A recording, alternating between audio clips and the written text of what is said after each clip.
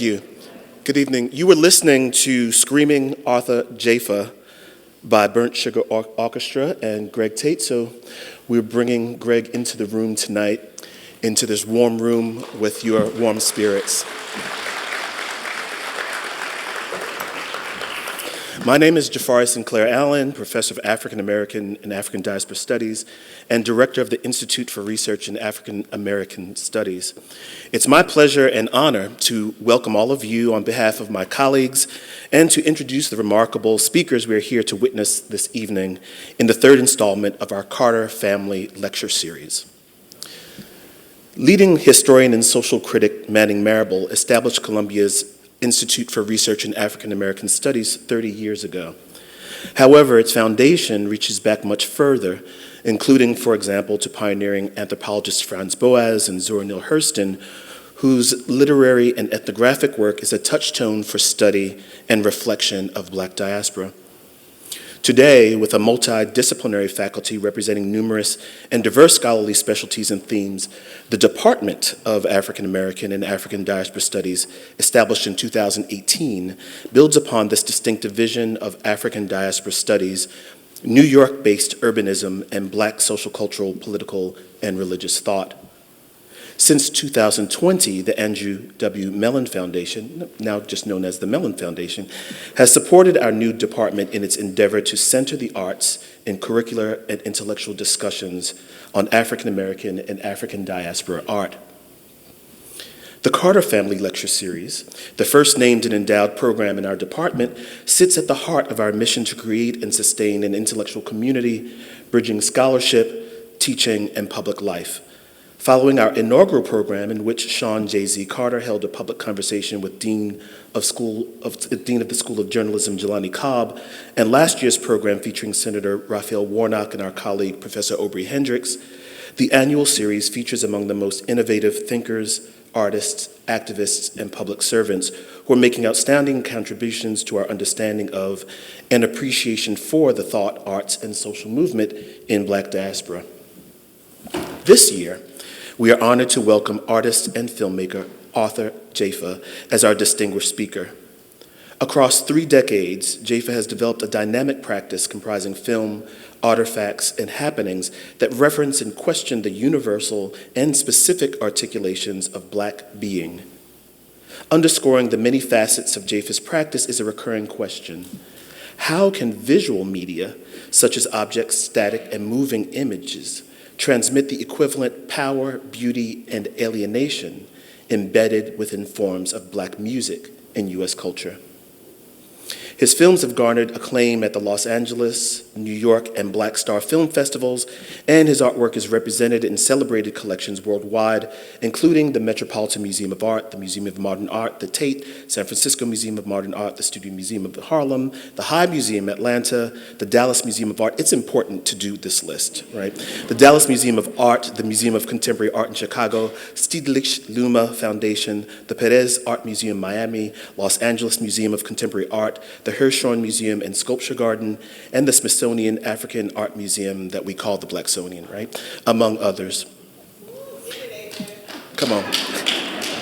We're not done because recent and forthcoming solo exhibitions of Jafa's work include presentations at Luma Arles, France, Glenstone, Potomac, Maryland, OGR, Torino, Italy, Bourse de Commerce Pinot Collection in Paris, the Museo de Art de Chevache in Porto, the Moderna at the Louisiana Museum of Art, Denmark.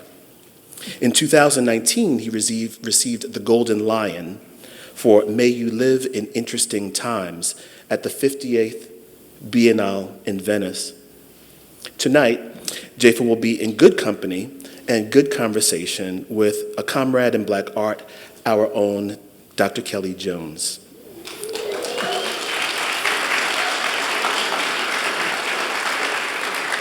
Dr. Jones, the Hans Hofmann Professor of Modern Art in the Department of Art History and Archaeology at Columbia, is chair of the Department of African American and African Diaspora Studies.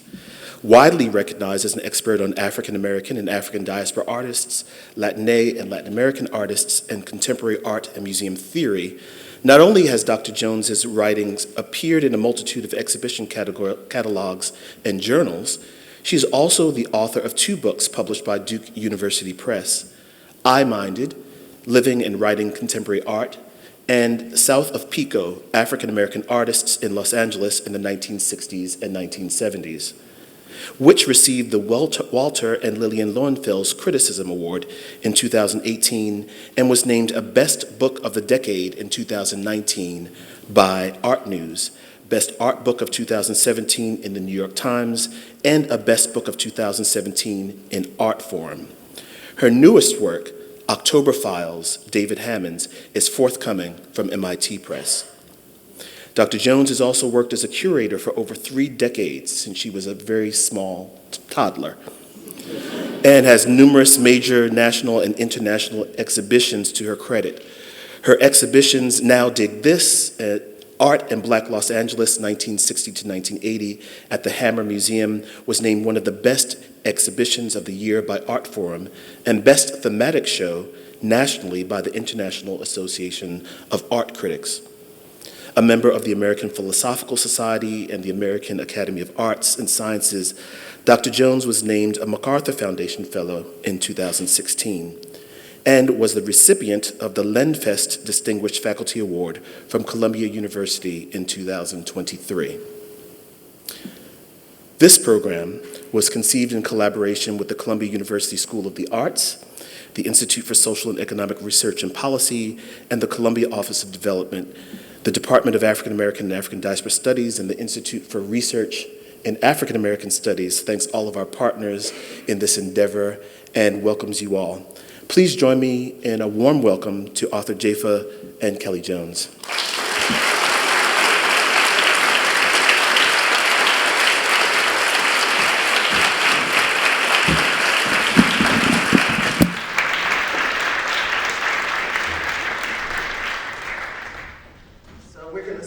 Thank you all for being here. Thank you. Since we are here thinking about Greg Tate, burnt sugar, throw a little out for him. And, but AJ is going to, or Arthur Jafa is going to give us a little bit of his work, program, thoughts, and then we'll get into our conversation. So thank you all again for coming. Yeah, thanks for coming out. It's funny, I do a lot of talks. I mean, and I talk a lot. Anybody knows me knows I talk a lot. But I found myself being like, in public talks, like, I don't have anything else to say. You know what I mean? I feel like I do talks, I'm constantly saying, hey, Kat. I'm constantly saying, like, as I've said before, or as I've written, you know. So I'm always like kind of interested more, I guess, in dialogue. So this is how we were talking about Greg.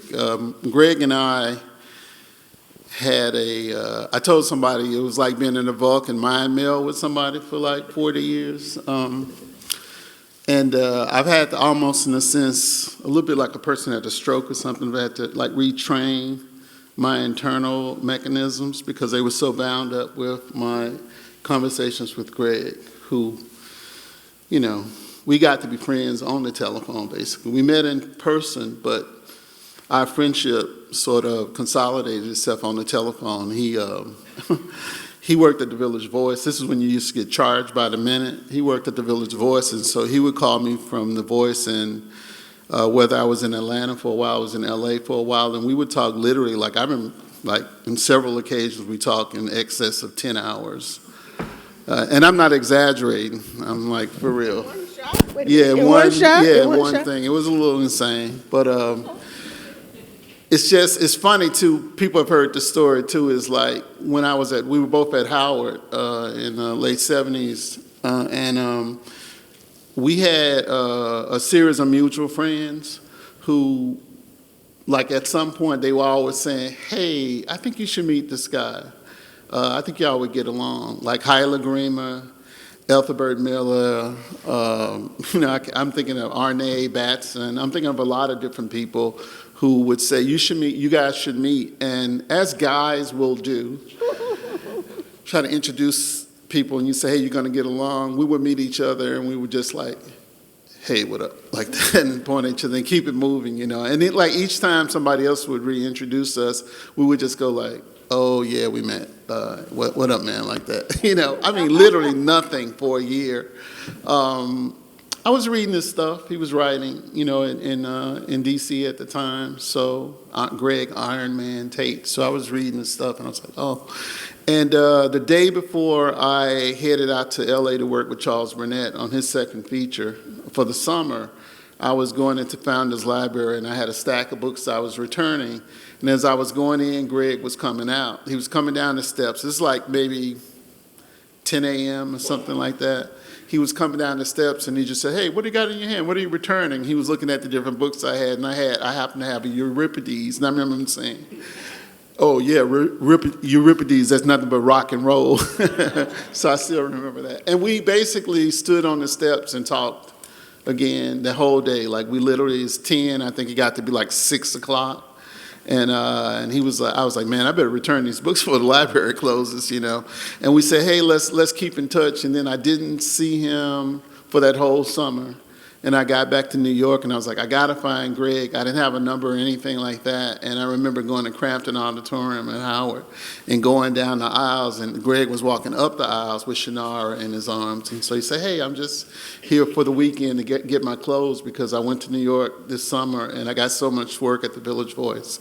I'm just going to move up there permanently. And from then, it was like I sat on the telephone, and we just, you know, yeah, he's my best friend. So, I was just telling Gavin earlier, it's like, you know, I think you hold out the hope in the beginning, you're going to get over it, but I just have accepted. I'm not going to really get over it. So I'm a little bit of New York is a haunted house for me, and I'm a bit of a haunted house myself. So, yeah. Yeah, and after that, I met him. When he moved to New York, that's when I met him. Right. And that's when that whole odyssey began, and my sister, Lisa Jones, and he were at The Voice. So, yeah, it's a present. So I'm glad we're here to welcome him into the room. Yeah, and then we're going to get to haunting out, and we're going to get back to you.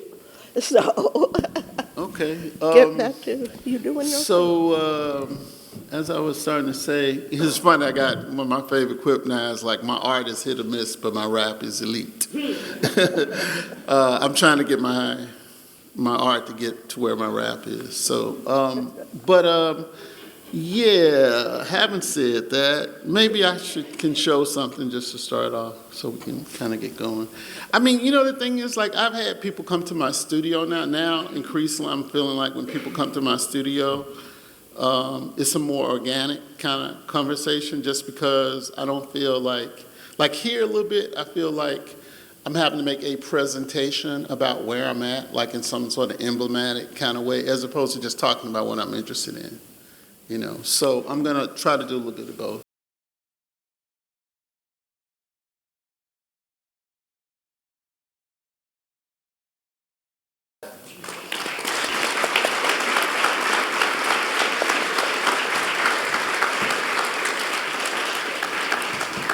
So can you just give us you don't have to do an overview, but what have we been looking at, or what were you evoking with that, or what is it? What is it? I don't know. I'm asking myself what it is constantly. I mean, it's just things, you know, I like sometimes I feel like I'll be talking to like a journalist or something, and they have this pretty intellectualized, you know, they're trying to get me to say something intellectual. I'm all right for that. But basically, inevitably, I'll just say, I'm just trying to make something that's dope, you know? And people think you're being evasive when you say that, but it's not really, you know? It's like dope is such a great word. I mean, it just encompasses a lot, and it doesn't come with a lot of baggage and presuppositions about what dope is, you know? I feel like one of my secret weapons to everything that I do is not so much things that I do, but things that I don't do. Like, for example, I don't do the high-low thing. Like, I don't have any, I know what it is intellectually, but in my my antenna, my mechanism, I don't have any kind of respect for the high or the low. I remember in Love is a Message, like the last shot that I put in Love is a Message, like the last edition before I said it's done, was a shot of, because in the end it's like, I think it's LeBron, and then it ends with James Brown, but in between them is a shot of Kool Keith's, one of his baby mamas twerking. And I remember I put the shot in there, and my good friend and genius artist, filmmaker, Khalil Davis said, oh man, I don't like that shot. Why is that shot in there? And I just was like, because it's just virtuosity, just like, you know, it's just virtuosity. And a lot of other stuff as well. So, like, I feel like I'm constantly, you know, I've kind of had this mantra, it's interesting, you say something, like kind of in my early 30s, I guess, oh, I want to make something with the power, beauty, and alienation of black music, and it just becomes this thing that's like hovering over you, you know, in a way. But at the same time, you know, I feel like I still understand why I created that particular formulation, because it's not necessarily because music is the only thing we've done. We know it's not. I think to a certain degree it's a measure of our humanity. I mean, there's more depth and virtuosity and diversity of expression in that particular arena. We know when we see that arena, like, you know, it's unmatched. Nobody has superseded what we've done musically. And not even on the level of objectively what other people might think, because everybody loves black music, not just black people. The Nazis like black music, everybody likes black music. But it's like even just on the level of like when we see it, do we see ourselves? Do we see an accurate, complex, sophisticated, deep, diverse, you know, variegated rendering of who we are? And we know that the music does that. But the other thing to me, so that's true. But the other thing about the music for us, we've heard everything we've ever done. Like everybody has heard everything. So I can say, oh, you know, like Marvin Gaye did X, Y, and Z, and I can make fairly complicated arguments because I know everybody knows the vast majority of the body of the work, you know. That's always constantly evolving. And also the thing about black music that's so dope is like if you say black music, we know exactly what we're talking about, but you never confuse Aretha Franklin with Jimi Hendrix, with John Coltrane, with Billie Holiday, with Bob Marley, you know, like on and on and on. It's a specific thing, it's a specific vibe, but it's not narrow at all. It's like ultimately expansive, almost quantum in its breadth. So, you know, so like I use it as a kind of, you know, as a sort of paradigm, like we know what's possible. So I constantly feel like even when I want to show work or share work with people, like even for my first shows and stuff, I try to include other artists and stuff, and people have said like, oh, that's so nice that you did that. But I never think of, it's not like altruism to me. It's, you know, it's about elevating the collective thing, and I don't mean it in a, you know, kumbaya kind of way, but it's also like just measuring yourself against the best that's out here. So I know like constantly for me, I'll like, you know, I have this clip that I show a lot of Lutera Wooten, who's just a gospel singer.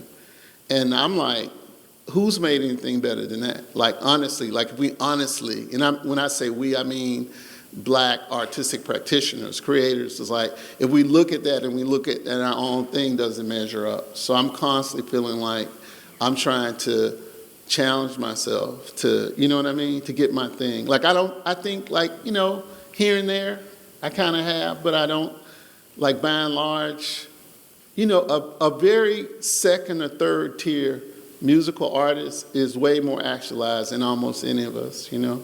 I used to make this joke sometimes. I would say, with black folks, if we're on a boat and it's sinking, we're going to be on a desert island, we're either going to save like Bob Dylan record or Frankie Beverly and Mays. Like Bob Dylan is done for, like at the bottom of the ocean, you know what I mean? And Frankie Beverly and Mays, great as they are, they're like what, fifth, sixth, seventh tier, maybe, you know? So it gives you a sense of, or even the Mona Lisa.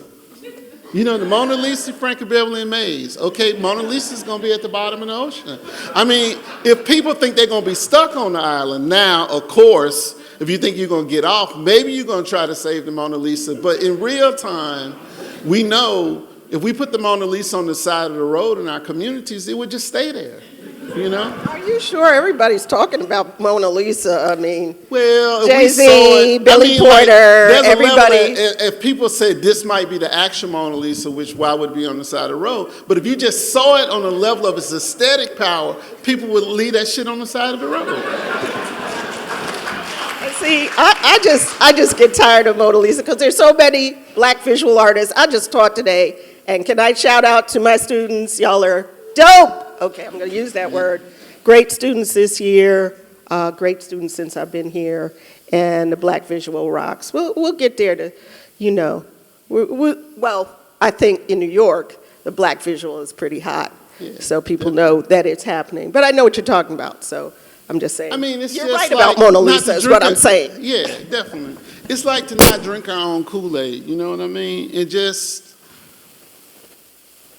we all want to be successful. We all want to, you know, realize our dreams and our ambitions and stuff like that. But I'm just increasingly like, I don't know if I'm satisfied with who I imagine might be 20 years ago, you know? I look at my stuff, I like things. I'm not saying I like things that I'm doing, you know, but like, I'm constantly asking myself, is this, I remember, like, for example, I'm jumping around now. Like, I had dinner with Toni Morrison. When I first met Toni Morrison, this was back in like 91 or 92, like right around the time Daughters came out. She had seen Daughters. We screened it in Philadelphia, and that's when my good friend Mancha Diawara he was still in Philadelphia before he came to New York. And he called me and said, hey, Toni wants to meet you. And so she wants, you know, I'm going to have dinner for you guys. And I remember going, you know, I'm like, it's Toni Morrison, you know what I mean? And we got there. Well, two things I would say. First of all, she was nothing like I expected her to be. Because, you know, when you see her on Charlie Rose and all of that, she's got all this gravitas and she's so dignified and all that. But, man, she was wild. She was wild, man. I couldn't even. Ohio, from Ohio. Man, it was totally ghetto. I was like, I remember her saying, like, the Ike and Tina movie was out at the time, I think. And she was going on, go, Tina, go, Tina. It was crazy. I was like, and then at a certain point, I remember saying to her, I said, Toni, like, what are we going to do now? All the gods are dying. Like, Miles had died like a few years before. And I was like, all the gods are dying. What are we going to do? And I said, who are we going to look to? And she did this. I said, damn. The goddess. We're going to look to the goddess, Toni.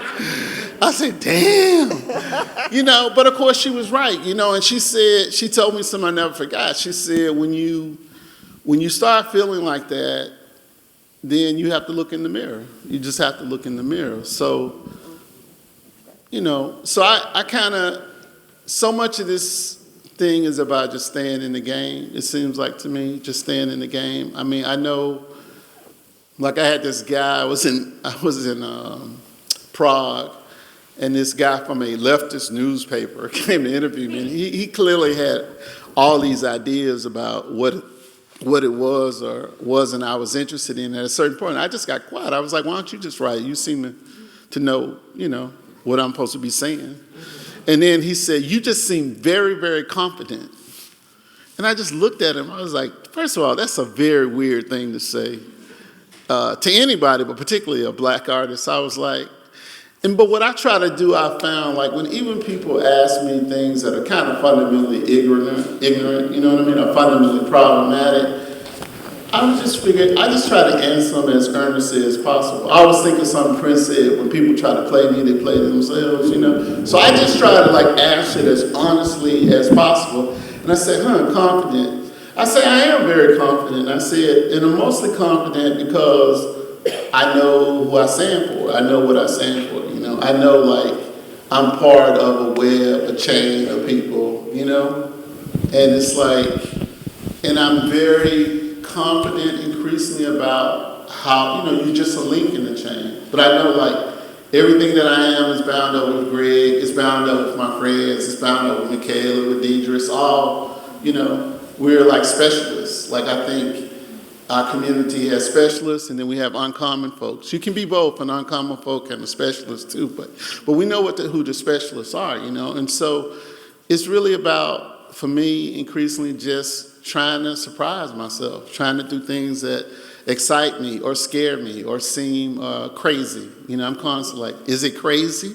Is it crazy enough? So, and maybe I can share. I want to show people something that I'm working on now that's going to be presented in a few weeks. That's a little crazy. It's a little, everybody who's seen it said it's a little insane. So. Okay, well, we'll look forward to that. Well, let me just jump in with what you were in this show, 2014 in Philly, ICA Philly, curated by Kara Walker, one of our former faculty here in this building, roughneck constructivists. Right. So I'm just going to say, and in this was Jenny C. Jones, Khalil Joseph, Deanna Lawson, Rodney McMillan, Pope L., and others.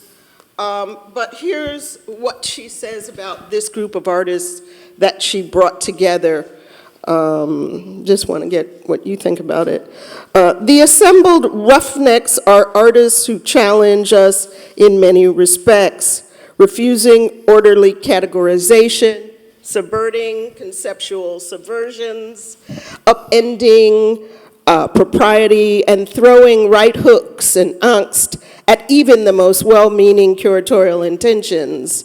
Work in this show doesn't communicate straight politics. They don't agitate for social change or advocate solutions. The show is not balanced, in scare quotes. There's no evenness. There are no works that directly address overcrowded prison systems, stop and frisk, or other forms of racial profiling, poverty, apartheid, and crumbling social services. This is not a hopey-changey show, yet that is the background hum. Roughneck constructivist takes as a given that art doesn't need to be told how to behave, and love that when I found it. And I want to just dig into what I was thinking about, you know, preparing for this in my fashion. In a few years after that, you told Siddharth Mittur, "I am the undertaker. I don't do the uplift thing." That was really, you know, that just opened up your whole practice for me to say that. And then my partner reminded me, well, the person who, trigger warning, because we're at Columbia, we're in school still, when somebody is lynched, who cuts them down and gives them their rest. Right. You know? So it's also about grief. And then just to take it, then I'll stop my long, I don't know where the question is, but I'm just doing my thing. Love is the message, the message is death, that everybody knows, 7.5 minutes. In 2020, 13 museums screened it for 48 hours in the US and Europe. Yeah. So, you know, I wonder how we get from Kara's statement to the Undertaker to your work. I mean, that's the most well-known, I think, for many people. Yeah, I mean, well, I could say, you know, you said a lot, obviously, but, you know, it's just about things not being tidy, you know, not looking for tidy, not even an answer so much, but tidy formulations, tidy phenomena. I mean, I like a lot of what Kara was saying, and I always remember I asked her afterwards. I said, "This show was pretty good, Kara. You think?" She said, "Never again." She said she just didn't want to correct artists again. But Yep. I mean, that's what I kind of remember about it. But you know, but the thing is, I think you know, the death thing. Like, you know, I got a death thing. It's kind of obvious. I mean, sometimes I'm embarrassed, like. I mean, both of the, I'm about to have these 2 shows simultaneously at Gladstone and at 52 Walker. And death hovers over both of them. I mean, it's something that persistently, comes up in my work. I've thought about it a lot. I mean, I have a lot of different kinds of rationalizations, around it. I don't know if I would even go into some of them, but suffice to say, it's something that I've just accepted about, who I am and what I'm interested in, what I'm drawn to. I love John Coltrane, for example. He's like, in some ways, my model of how to approach your life as an artist, like, your methodology maybe. But I'm way more attracted to Miles Davis, just on an emotional level. Just, it's darker, and so I'm definitely like, like I said, it's a quip, but, I said the uplift thing is really important. A lot of us do it. Some of us do it really, really well.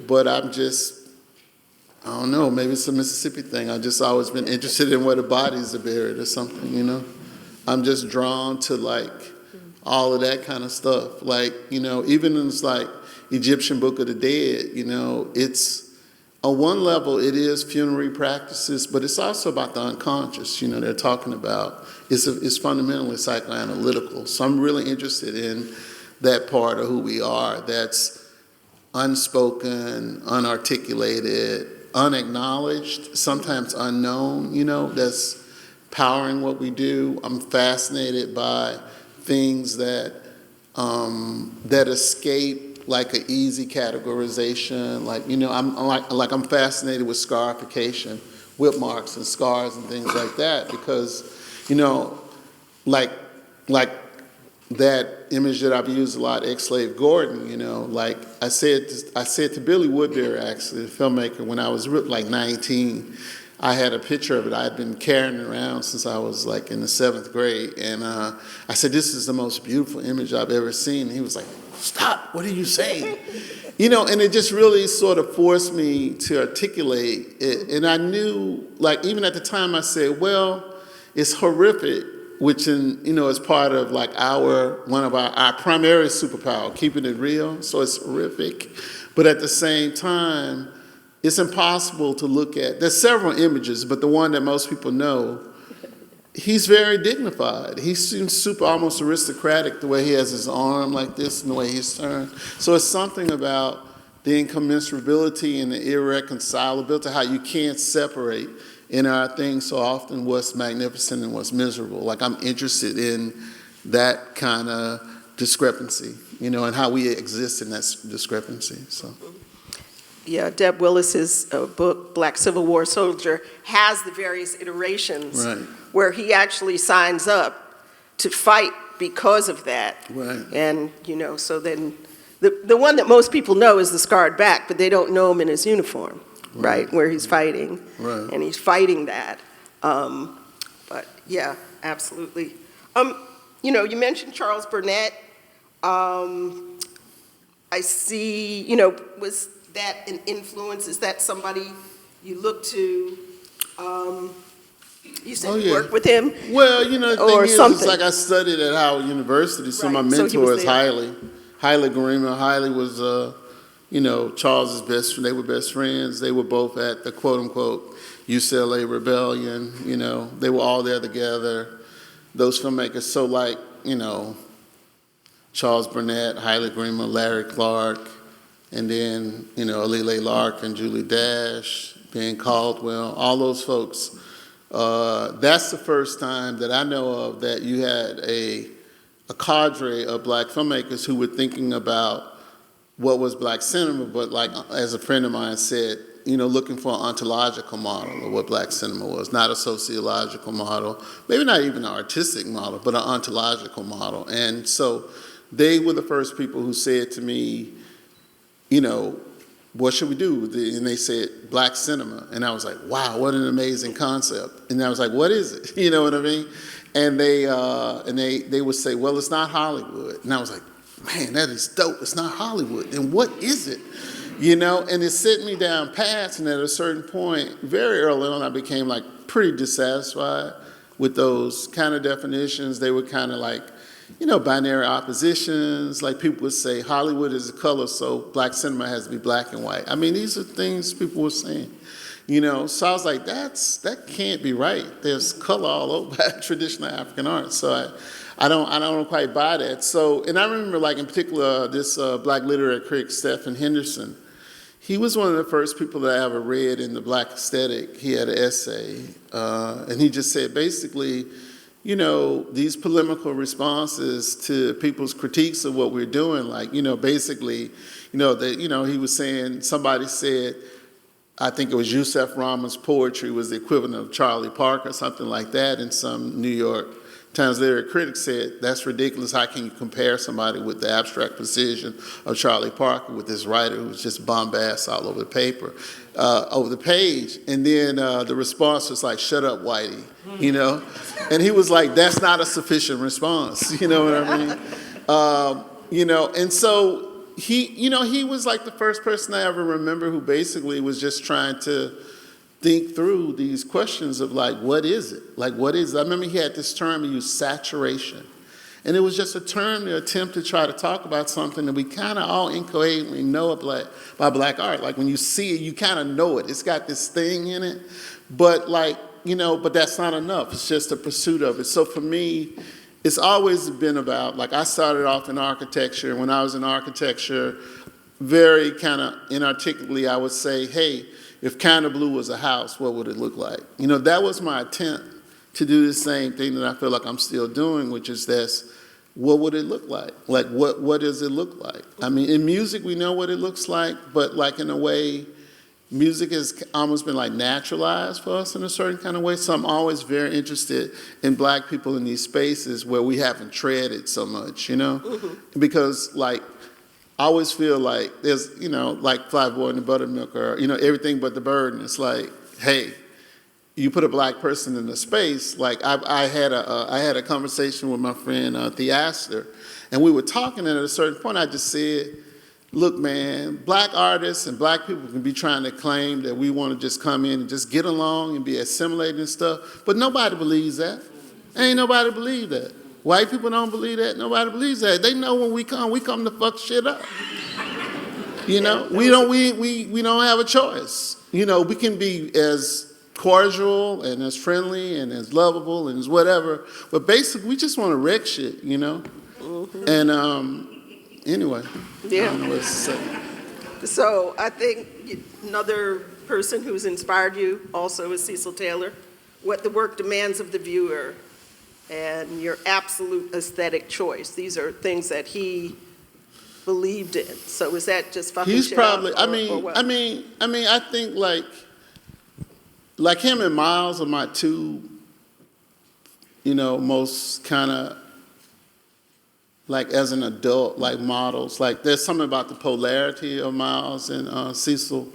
I remember one time Greg was saying something like, he was like, how much P-Funk meant to us? And I was like, yeah, P-Funk was dope, but no, P-Funk didn't mean as much to me as Cecil Taylor, Because if for no other reason beyond like his, that interview with him, African Code Black Methodology, which still to me is the most mind-boggling articulation of the range and possibility of black aesthetic practices that I've ever read. I mean, one of my main mentors, like Ben Caldwell, he told me this thing. He said to me, and this is like when I was at Howard, and he said, what I used to do is get record albums, and I would go to the liner notes of a Coltrane record album and read the liner notes, and every time it said music, I would scratch it out and put it in cinema. And just as a way, and it was like, our brain exploded, just as a way to try to think, like, it's not about like following music. It's like I don't want to make it like music. I don't want to make music. I want to make what I'm trying to say. I don't want to imitate music. I want to operate like music. Mm-hmm. It's a method. It's a kind of a it's an ethos. Method. It's like an ethos or something. Okay. So what about the kind of difference between your own product as an artist and kind of commercial work that you've done, your production company? I mean, how do you, I don't want to say balance, but You mean my slave? Oh, well, okay. You mean my job? So Is that just, there's the answer, okay. I'm a runaway slave now. I'm constantly running. And I'm afraid to stop working. Like, I don't have no private life. All I do is go from my apartment to my studio because I'm afraid the slave catcher is going to get me. It's like my career just feels like an accident, man, you know? This young sister asked me at this talk, she was like, how did you do it, or something like that. Young folks, they think you have a map or something. I'm like, first of all, if I had a map, you do not want to follow this map. This is not the fucking way to do it. You know, my hair is white. It just happened seeming like overnight. It's just, you know, it wasn't anybody who's known me for a while. Like, I feel like Greg said something to an ex of mine, right? She came back to me and she was like, I can't believe he said that. It's like, he's just betrayed. It's like a betrayal that he said that. And I was like, what did he say?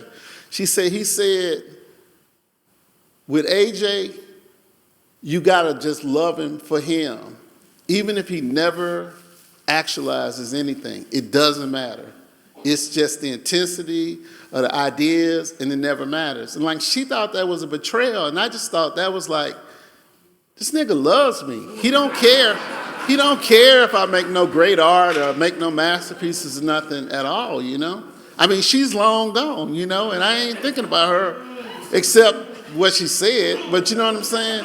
Like, and I will always remember him, you know? Like, I know, like, let's on the real, like, you know, when this, if I don't die unexpectedly, you know, if I have a conscious moment, before I die, I'm going to be like going to see my man, you know, like for real. Sometimes I feel like out of time a little bit. I feel like, am I overstaying my epoch or something? You know, I mean, I really struggle with it a little bit now. Yeah. What was it like to win that Golden Lion? Nothing. Ain't nothing. It was fun. It was fun. For it the was, White I'm not Album. trying- The White Album is the piece. I'm not trying to be like, oh, I'm above it. It was cool. Okay. It was cool. I didn't know it existed before they told me I had won it. Right. Like, I remember when Ralph Rugoff, he called me, the curator, and said, what are you doing? I said, I'm packing, I'm leaving tomorrow. He said, well, don't go yet. I said, why? He said, because you have been awarded this thing. I said, what thing? He said, the Golden Lion. And I was on my laptop Googling this shit while he was saying it. Because I didn't know there was a Golden Lion for Venice. Right. I don't know, I ain't know nothing about, I know a lot about art, but very little about the art world. Right. So it's for the White Album.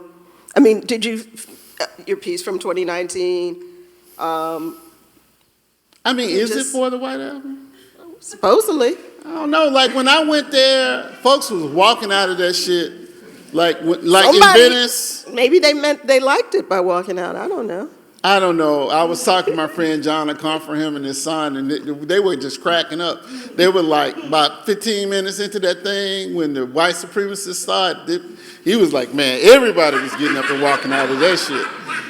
So, you know, like, the thing is, like, it's a good thing, yeah, but it's a metric of what? Like, I'm not sure.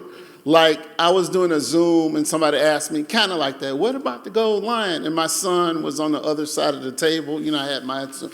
And I was like, it's in the red box they gave it to me in on the bookshelf. That's it. I don't look at it. It's not, and I'm not trying to be like, oh, I'm above it or something like that. I just, you know, I'd rather have groupies or something. Like, sometimes I'd be like, where are my groupies? Am I supposed to have groupies or something there? I don't care about I think you do. I don't care about really no Golden Lion, you know? I mean, I'm just saying, it's cool, but it's not on my it was never on my nervous system. Like, when they say like an external award, it's two awards in my head. The Heisman Trophy, which I'm never gonna win, and the Academy Award, maybe, you know, hopefully I would like to. But those are, you know, my emotional wiring. But Golden Lion, it just doesn't, like, what I remember most about it is taking a picture with Gavin's daughter. That's literally, My Okay. strongest memory about it, because she came up afterwards and I don't know, how long was Farrelline? She was like maybe 6 or 5 or 6. She came up, she was in the audience, she came up, she said, this is the most exciting day of my life, you know? And I have a picture with me and Farrelline. That's my strongest memory of Venice. Okay, so what would you tell your friend John Akamfra is now going to be representing the UK in a few weeks? I mean, he is deserved, of course. I think, you know, they couldn't do better. Look, John is like, he is literally one of my closest. Like, he is, you know, it's a very small group of people who I feel as strongly as I feel about John. So he is the most eloquent. He is absolutely the most articulate about art and all these things of anybody I know on the face of the earth. And so he, you know, I'm just excited to see what he's going to do. We've had conversations. I could talk for hours just about our relationship. Like, you know, when I first knew that we were lifelong friends, you know, I've told this story. I'll do a quick version of it. Basically, I saw when the whole Black workshop thing came out of London, I had read an interview with Isaac Julian. I was like, wow, this seemed like this might be my set, like in terms of the filmmakers. Because I was never really down with the Black filmmakers. I was down with Haile and them, who were older than me. But my peers, they all thought I was crazy. They literally, we were friends, but they thought I was kind of nuts, you know? And when I would show them my little Super 8 things, and they would just, you know, roll their eyes like, whoa, ain't no future in that, you know? And then when Daughters came out, I remember, like, because I shot Daughters, that was like, oh, he can actually play the changes or something like that, you know? But basically, when I first stumbled on, it was an interview with Isaac, and they were just saying a lot of stuff, and I was like, wow, this might be my, you know, my crew. And so John and them came over, and we spent a few days just walking around New York, and we ended up in Brooklyn at somebody's house, you know, in Brooklyn, a party, and somewhere or another, we just ended up in the back room, and we just sitting. I remember I was sitting on the bed, he was sitting in the chair, and we were just talking, and he told me the story. It's like incredible story. He was saying, because he is, his family, they were, you know, political, like, refugees, I guess. They left Ghana at a certain point. His parents are political, you know, refugees. So they moved to England, and his grandfather was, as he said to me, and he said he doesn't remember using this word, witch doctor, basically. He was you know, a Black metaphysician, but very, like, not casual, like in a formal sense, in the Ghanaian, you know, group of the Ghanaian royalty, because he's literally royalty. He abdicated, and so it skipped him when he abdicated and went to his son, Ashti. So he's a literal African prince, right? And so his grandfather had identified him as the next person who was going to take on this mantle. And the material emblem of it, just like a crown or something like that, was this ring that had been passed in his family for like 400 or 500 years. This ring had been passed down. And his grandfather was supposed to give him this ring. And John said to me, he said, you know, when it came time for us to move to England, because my grandfather, he just was too old to make the trip. He couldn't go, you know, he was like, I'm here, this is where I'm gonna be. He said, rather than him giving me the ring, what he did was took the ring, stared at me, and said, it's on you now, and then he swallowed the ring. It was one of the deepest things I ever heard. Love it. Right? And I said, and John, he said, so I knew at that point, that lineage was over. And this is how I knew we were going to be lifelong friends. I said, John Akamfra, you are wrong. Your reading is wrong. I said, when your grandfather swallowed the ring, what it meant was, I have taught you everything about how to navigate this terrain. Maps are useless. So I'm not going to give you the material manifestation of it. You have to go and find your own way. And he sat like this, kind of quiet, and I think over the years he's come to accept that, in that moment at least, my reading of him was right. So. Okay. So Should I Maybe show something else? Yeah, you're going to show something. And, Okay, I'm going to go straight to the crazy shit. Okay, but I just want to say briefly, this is maybe what we can expect in April at 52 Walker and Gladstone, maybe, perhaps. Yeah, it is. It's a teaser. There you go, It's a April.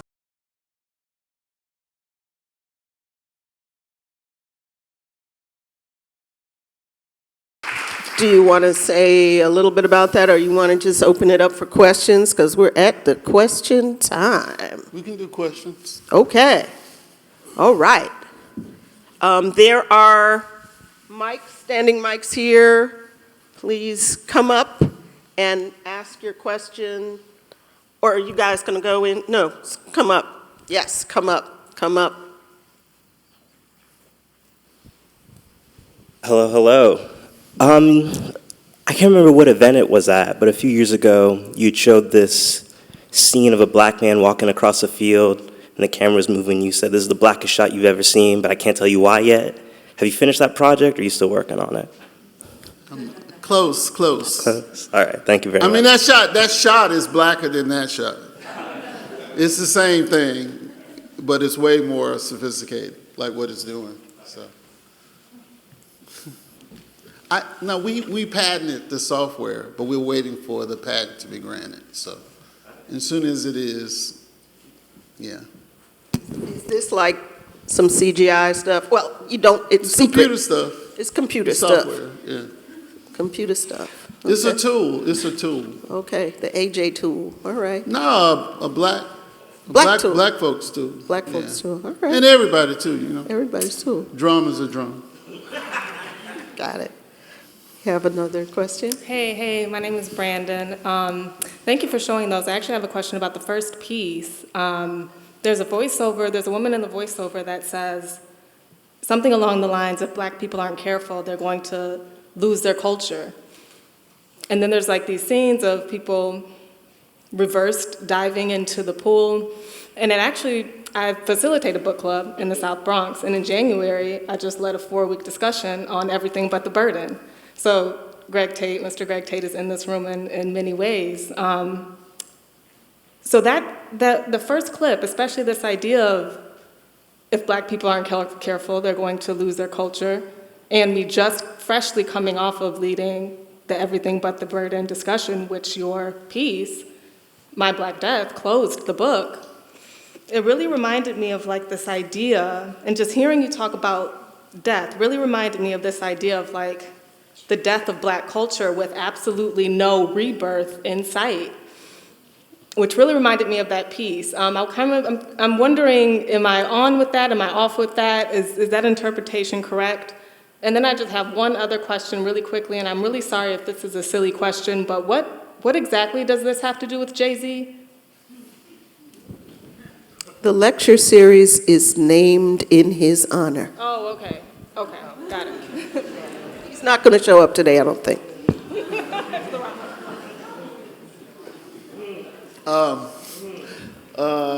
First question, I guess. I'm not quite sure exactly what the question was. Is my interpretation correct of the first clip?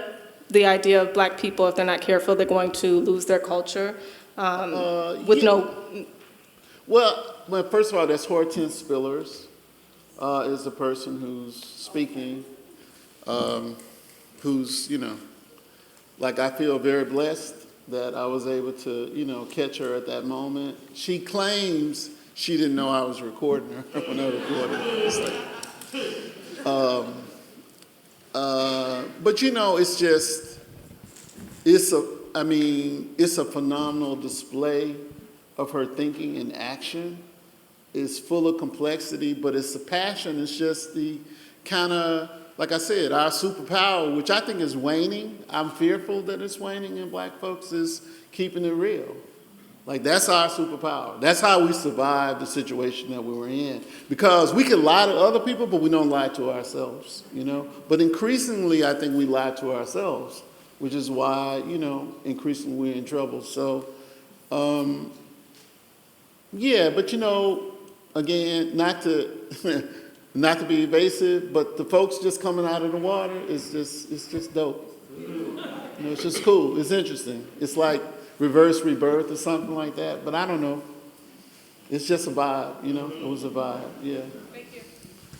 I have to respond because I was just in class with my students earlier today, and we're looking at stuff from the 17th century, so no, it's not going to disappear, sorry.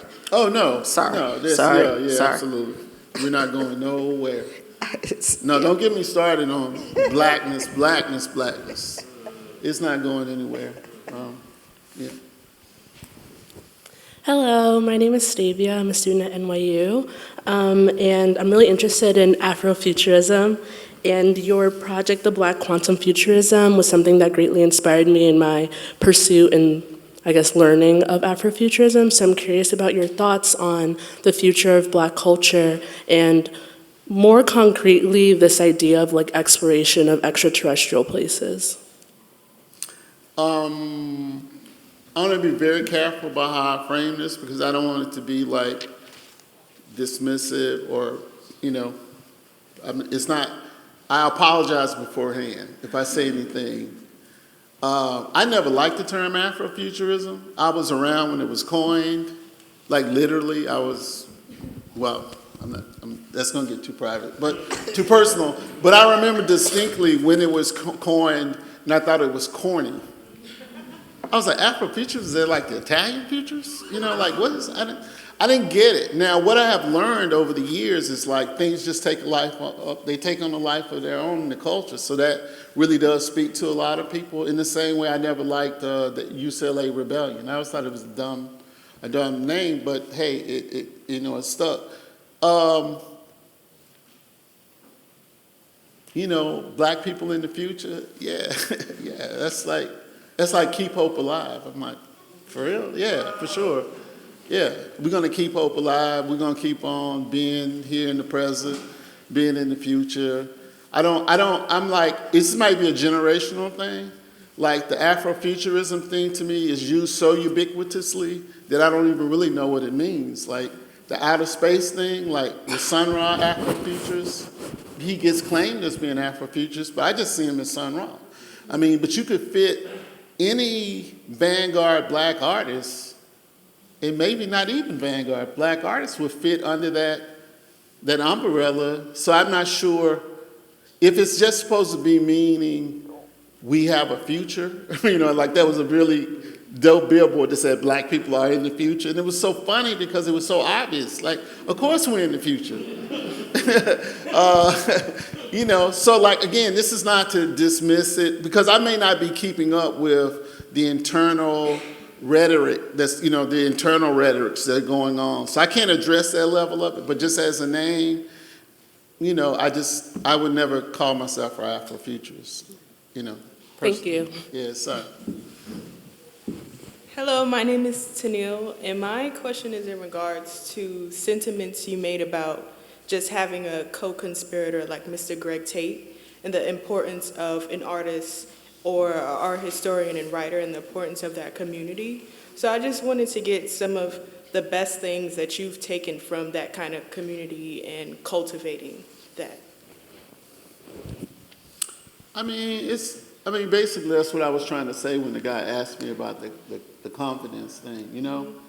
It's like, I know if I drop dead tomorrow, it kind of won't matter because I know what I'm a part of, you know?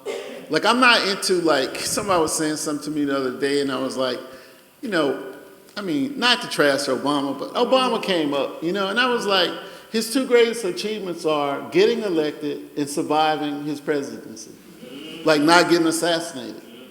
Those are his two, but he ain't do shit. He did not do shit when he was in there. And my whole thing is like, I think I want to be part of tradition. Like when black people get behind you and give you a mandate, you die trying. I don't want to hear this is what I could accomplish or this is what we could get through. No, die trying, motherfucker. I want you to try. Try. Where's national health care?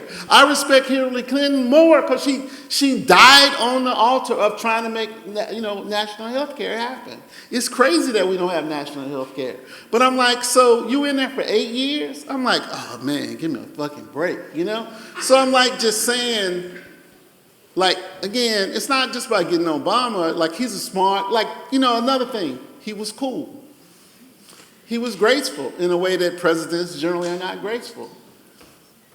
But really, you know, is that all we can ask for? It's like, so, you know, yeah, I don't know what else to say. You know what I mean? Sorry. Thank you for the honor of presenting a question. I really have always liked the pacing of your work. And when I think about my best inside of my own catalog, I know I straight bit that from you. So, like, is there a way to talk about what it means to sit with a character as long as we did with the character we just sat with, without even having to answer my question, or the tension in the audience of, like, why would you want to look at a Black person for that long? Because I feel like that's part of what you're playing with, but I don't want to put words in your mouth. No, that's it. That's it. That's the point. Look at a Black person. Look at a Black person, you know? I mean, like that clip that I showed from Crystal, like the sister who, you know, her boyfriend's hand was coming and stuff. Like, it's the same thing. It's like, let's just look at us, you know? Like, for me, just explain that a little bit. Like, that's like not a finished thing. Like, he is like, if you know the film Taxi Driver, like, I just say it because everybody's gonna know it anyway. So if you know that film, like, I was obsessed with that film for a long time. And it's complicated, like, my obsession with it, because I do think it's a racist film, you know? I don't know, would you corrupted myself or trained myself to just look at the thing without making necessarily, you know, I make ethical judgments, but that's aside from, like, actually looking at the thing. Like, let's just, like, look at the thing. It had a really profound impact on me, and at some point, I think when I first saw it, I got this queasy feeling about it, but I couldn't quite put my finger on it, you know? And then I read that in the original script, Paul Schrader wrote that when he goes to rescue Jodie Foster in the end, everybody in there was supposed to be Black, like in the original script. So when he goes and kills everybody, they're all Black. And they either lost their nerve or came to their senses, however you want to, because Black folks would have rioted in 1975 or 76. But it's like Dylan Roof, you know, basically. And so I don't know what somebody else asked me, like, why do you want to do that? Why are you compelled to put the Black people in the position where they get shot to death? And I was like, because I just wanted to show his true face, you know? But that's, again, my Undertaker thing. That's what I'm interested in. It's been so fascinating for me the basic conceit is what I just described. That's the conceit. But once you do it, like you're inside of it, like, say, for example, there's an Italian, the guy who gets his hand blown off, like, that's an Italian guy in the original version. And he's saying, I'll kill you through the whole thing. If you put a Black person in that same part, like, literally, it's like a puzzle. They cannot step outside of certain bounds because it won't fit. But just a Black person walking that same path is fundamentally different. It's just different. Like, even dealing with the actors and stuff, it was like really, really intense. Like how even to be said, take a step here. You know, it's like a dance, like Arthur Murray. Oh, that's before your time. Arthur Murray, like, you know, it's a dance with footsteps and it has numbers 1, 2, this is where you put your feet.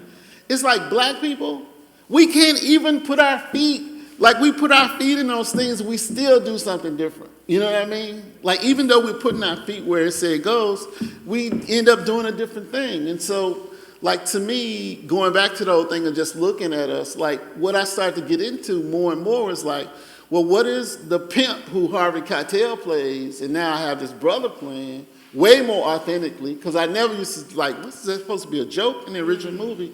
He's like a pimp. I was like, that shit didn't make any sense to me, right?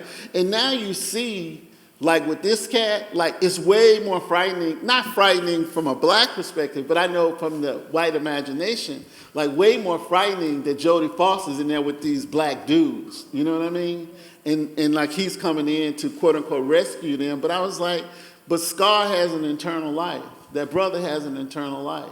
1975, Songs in the Key of Life came out. Everybody was listening to it. The thugs was listening to it. The bankers was listening to it. I was listening to it in Clarksville, Mississippi. It was his double album. It was his magnum opus. Everybody was listening to it, no matter what they did. And it's a very, very deep song. Like, As might be arguably the deepest song Stevie Wonder ever did.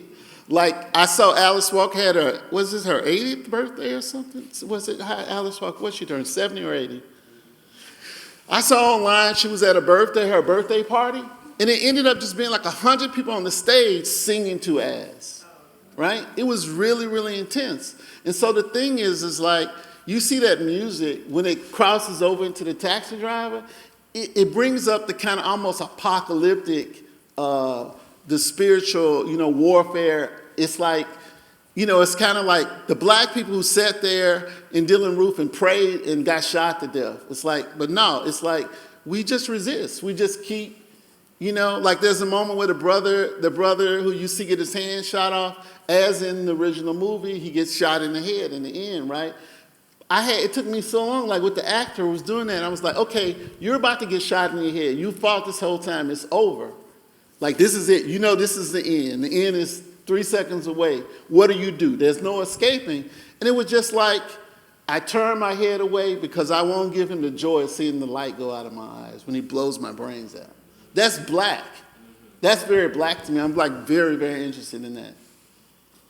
And maybe. Okay, maybe. Yes. Last question, because we are at our time, but please. Oh, I can't show nothing else. Oh. No, I'm just. I just have a quick, simple question. Season 3, episode 5, I think, of Atlanta. There's a quote at the end of the episode titled "Rich Wigga, Poor Wigga." I'm sorry, say what? The episode is titled "Rich Wigga, Poor Wigga." This is Atlanta, season Rich 3. Wigger? Wake up, wake up. Wake Yeah, up. I thought yeah. you said Rich Wigger. No, yeah, Rich Wigga, Poor Wigga. Okay. The end of the episode, they say that getting shot by the police is the blackest thing you can do. I'm wondering, what do you think is the blackest thing you can do? No, it ain't the blackest thing. Getting away is the blackest thing you can do. When you see the videotapes of brothers running and like 5 cops are trying to chase them and they get away, that's the blackest shit you can do. That was the easy one. That was really easy. Thank you. Thanks to everybody. Thank you to Arthur Jafa.